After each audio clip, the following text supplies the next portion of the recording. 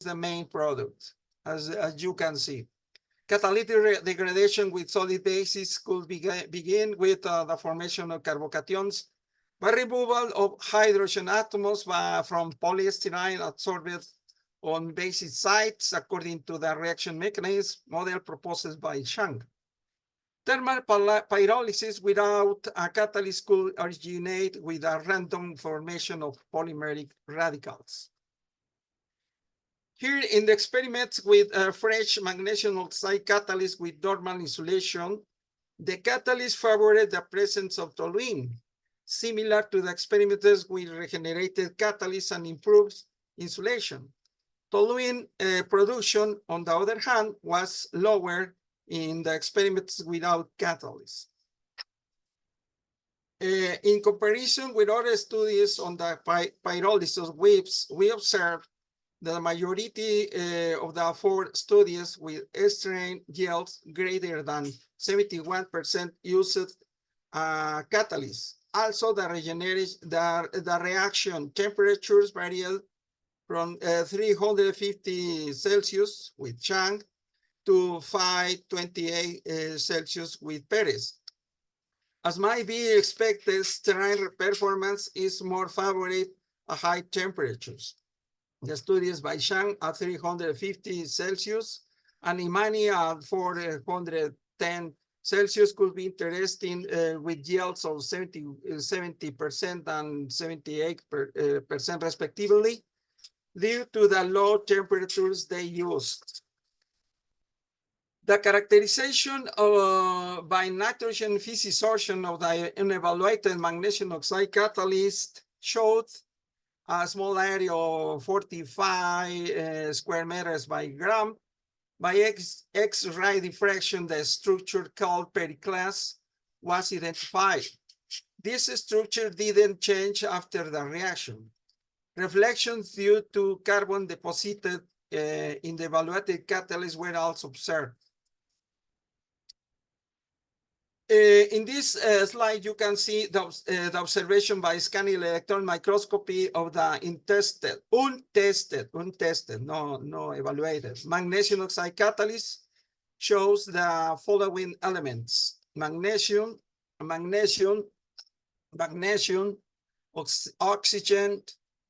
oxygen, silicon, and calcium. This is a map.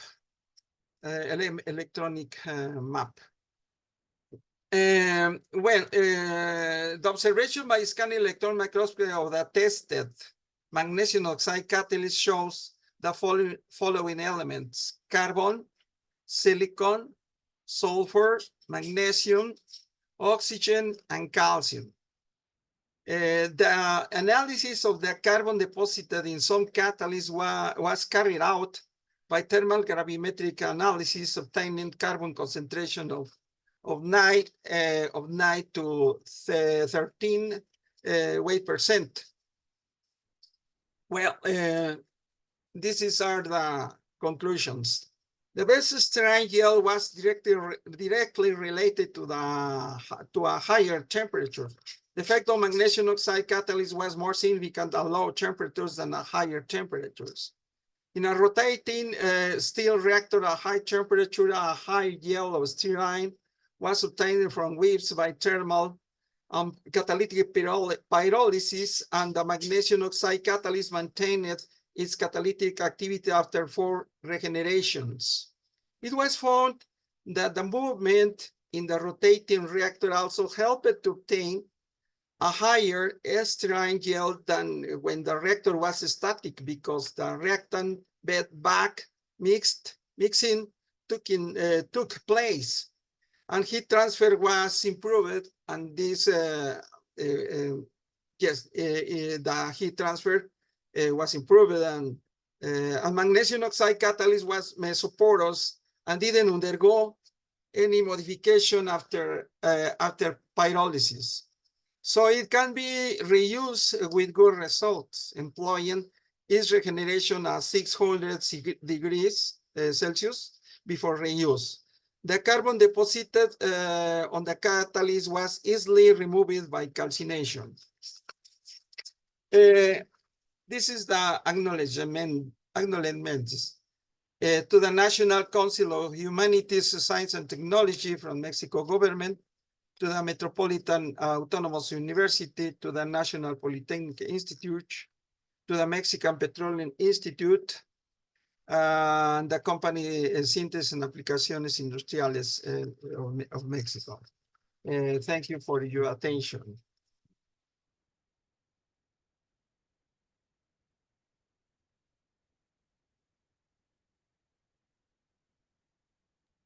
Thank you for your attention. Thank you, Doctor, for your presentation. Any queries from the group?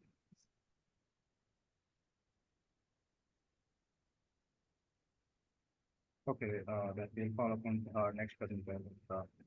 I would like to call Nida to as the speaker is not available right now, so she has shared a pre-recorded video. We would like to play the record. Please go to the video and please make note of all your queries so that we can share the queries to the professor. Doctor, could you please stop sharing the screen? Okay. Thank you, Doctor. Thank you. Okay, let me. Okay.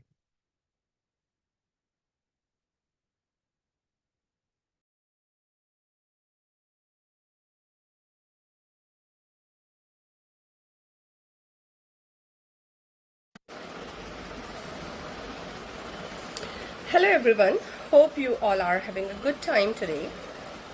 I'm here to present a talk on topic nanocomposite photocatalyst as an effective tool for future environment remediation. To start with, I will talk about my work in short, and then I'll discuss few topics in detail, and then I'll be discussing about my work's importance in future and practical applications. I know everyone might know what is nanotechnology and nanomaterial, but to start with, the term nanotechnology is employed to describe the creation and exploitation of materials who have at least one of the dimension in the range 0.1 to 500 nanometers. 1 nanometer is 10 to the power minus 9 meter. Nanomaterials have a wide range of applications in real world because they possess unique properties due to quantum size effect. Nanocomposites are nanotechnology's logical progression of composite materials. There are two types of nanocomposites: structurally, core shell type and sandwich type. Core shell type contain at least 2 semiconductor nanomaterials or nanomaterials in an onion-like structure, while in sandwich type, 2 or more nanomaterials are in close proximity to each other such that they create a solid solution in between them, which affects the optical properties. Synthesis of nanomaterials have 2 approaches, top-down and bottom-up. Top-down is basically physical approach where larger molecules are broken down into smaller nanomaterials, while in bottom-up it is a chemical process where smaller or atomic scale precursors are taken and built up to form larger nanomaterials, where there are various top-down and various bottom-up methods like mechanical attrition, ball milling, iron implantation, nanostructuring, lithography, etching, and emulsification. While in chemical or bottom-up approach, we can use salt gel precipitation, flame pyrolysis, gas phase condensation, chemical vaporization deposition, focus ion beam deposition, etc.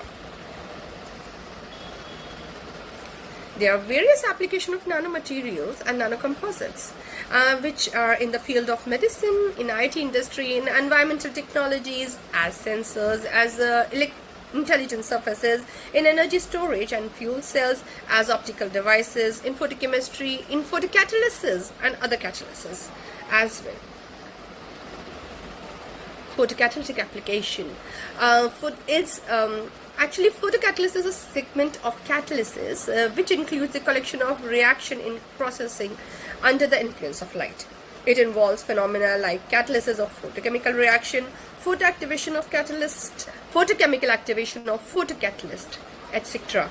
And the use of photocatalysis can be implemented in self-cleaning surfaces, in water and air purification, hydrogen production, breakdown of water to produce fuel or energy, and the most important is photocatalytic oxidation or photocatalytic decomposition. The participation of semiconductor nanoparticles or nanomaterials in a photocatalytic process can either be direct or indirect. In the light of these fascinating properties of nanomaterials, we have synthesized some semiconductor nanocomposites with reduced size, large band gap energy, enhanced thermal stability, good crystalline nature, and improved optical properties. We have tried to implement the synthesized nanoparticles for the practical application in the field of photocatalysis for the purification of water, contaminated water with oxygen dyes. Synthetic method we used was chemical precipitation method.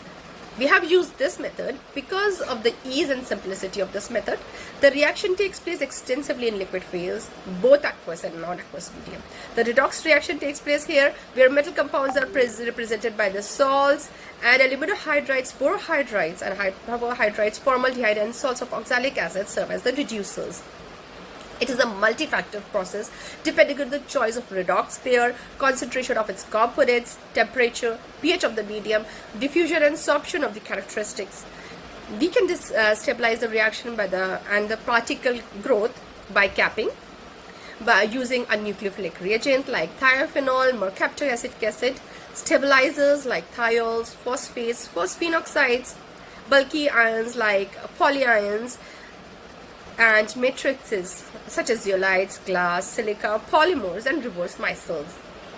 These are the synthetic reactions we have used in our experiments. We have synthesized 4 types of compounds. We have synthesized pure polyaniline, a combination of nanocomposites of a polyaniline with CDS, and a nanocomposite of a CDS, ZNS, and polyaniline, a combination of a CDS, titanium dioxide, and polyaniline. We call these compounds as PANI, PANI, and CZP, CTP, and PC.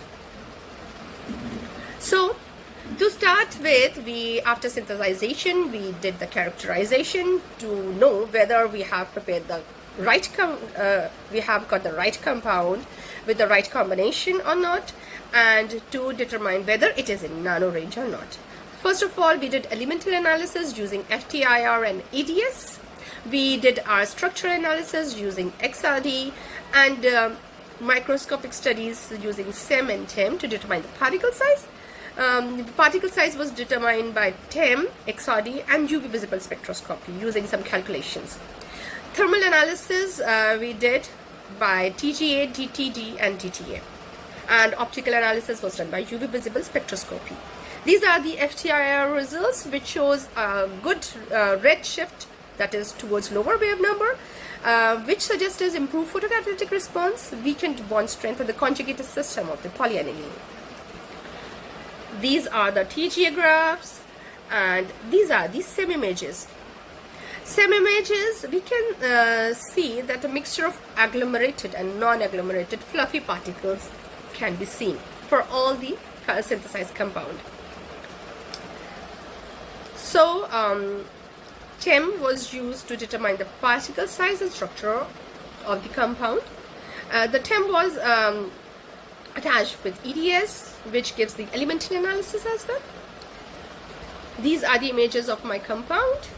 In the above image, we can see the first 2 images are polyaniline, which we can see fibers, branched interconnected polyaniline nanofibers are seen.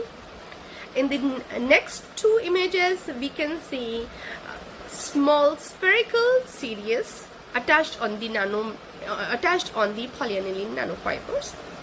In the next 3 images, we can see different size spherical nanoparticles in close proximity to each other scattered in a polyaniline matrix.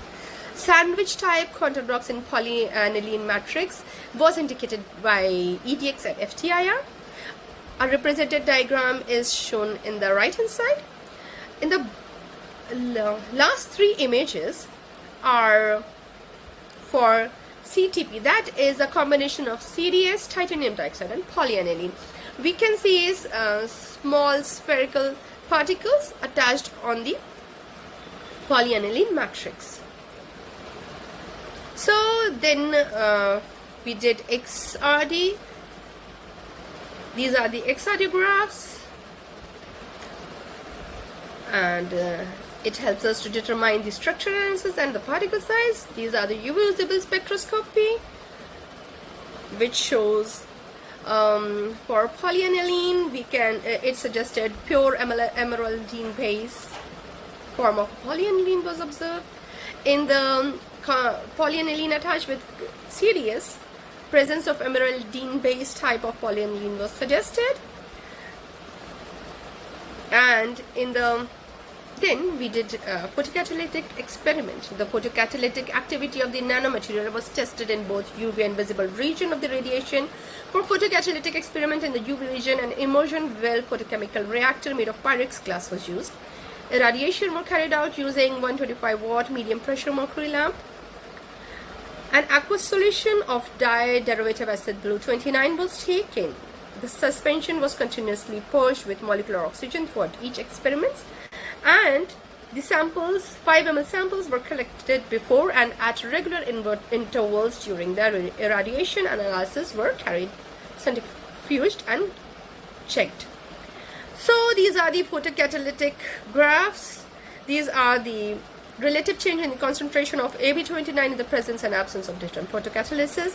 We can say on the top left hand side, these are the pure polyaniline and CDS combination. It could be seen that it showed the enhanced activity of photocatalytic degradation in comparison of pure CDS and pure polyaniline. The decolorization curve suggested pseudo first order reaction. Although polyaniline exerts only slight effect on the activity of photocatalyst, but it was indeed beneficial for the enhancement of the stability of the photocatalyst. CZP, the next image we see, it is the combination of CDS, ZNS and polyaniline. It shows a remarkable improvement in the photocatalytic activity as compared to that of pure CDS or pure polyaniline. But only slight enhancement in the photoactivity was observed in the comparison of CDS and ZNS nanocomposite. Although polyaniline could only slightly increase the photocatalytic activity of CDS and ZNS and ZDP, but enhanced stability of the photocatalyst was observed. In case of CTP, here also the enhancement in photocatalyty was small. The stability was improved remarkably. Okay? That is due to the embedded polyaniline. The decolorization rate was like this. Now the relative decolorization using different 5 cycles, we can see there is an improvement in the stability after continuous 5 cycle. The reason for this slight shift might be the runoff the PC during the washing and filtration.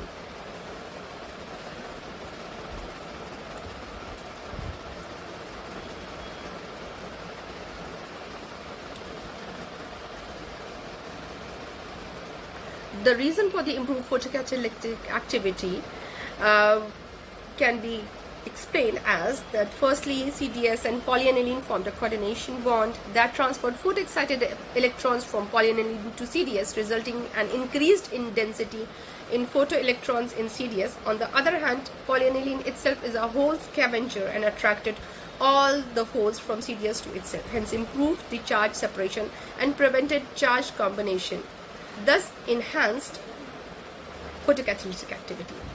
In case of CZP, also this is the case.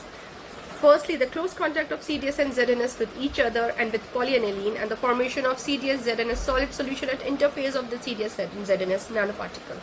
Secondly, the high surface to volume ratio and quantum size effect due to the small particle size of CDS and ZNS and presence of defect size as CDS and ZNS interface. Moreover, however, ZNS by itself displayed almost negligible photoactivity in visible region, but acted as an oxidation co-catalyst. Together with CDS, ZNS not only enhances the photocatalytic activity of CDS, but also prevented CDS from photocorrosion. Finally, the polyaniline formed a layer of conductive network on the surface of both CDS and ZNS, which promoted the generation of photo-generated electrons and holes. Polyaniline possessed pi-electron conjugated system and acted as a hole scavenger, attracting all the holes from CDS and ZNS. Thus, polyaniline was favorable for enhancing the charge separation and suppressing the photocorrosion of CDS. Here again, in this case,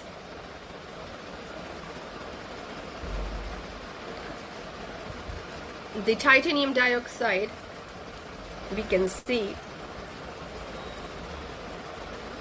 when CDS titanium dioxide polyaniline nanocomposites were irradiated under visible light, the photoelectron excited electron hole pair were formed. On the basis of the relative energy level of polyaniline, titanium dioxide and CDS, which lead to synergic effect, which directed all the photoelectron generated electron towards Cb of the titanium dioxide from Cb of the CDS and pi orbital of the polyaniline, and all the photo-generated holes away from valence bond of CDS and titanium dioxide towards the pi orbital of the polyaniline. Hence resulted in the improved charge separation and stabilization, thus hindering the recombination process.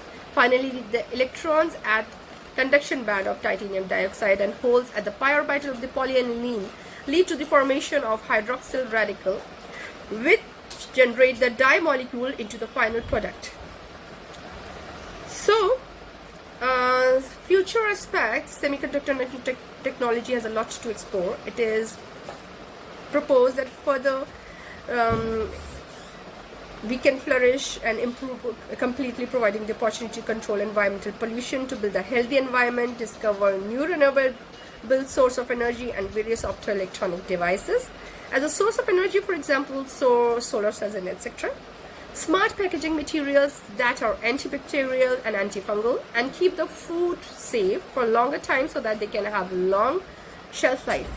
To clean the environment by eliminating toxic substances from air and water, as in remediation of wastewater, in hydrogen fuel production from water. So thank you for today. I hope it is a very informative presentation. I hope you like it, and